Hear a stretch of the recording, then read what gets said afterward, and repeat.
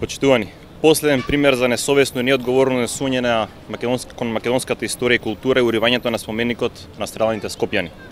Овој споменик повеќе го нема до камениот мост, на местото каде што на 13 ноември 1944 година германските фашисти за одмазда стрелале 9 граѓани, случајни минувачи. Обележјето е урнато при изведување на градежните работи за новите објекти околу плоштадот Филип II. Споменот за страдалите скопјани го нема и нема каде да се положи цвеќе во чест на 9 загубени животи, токму на денот кога Скопје извојува победата над окупаторите. Не постои македонско достоинство без да им се даде заслужената почит на сите што придонесува денеска да бидеме слободни и да живееме во слобода.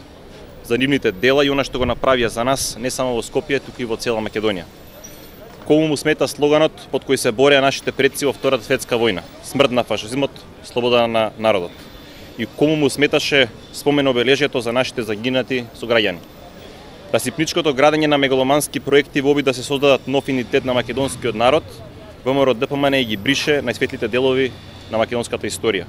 Спомен обележјето на страдалите скопјани беше символ на последните жртви на фашистичкиот терор во Македонија. За него мора да има место во Скопје. Благодарам.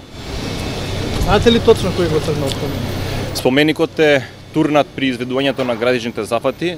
Претходно е побарано согласност за поместување на споменикот и е добиена таа согласност, но при тоа кога повторно кој е преместен споменикот, кога почнало повторно да се гради, е урнат и сега за сега нема трак од тој споменик.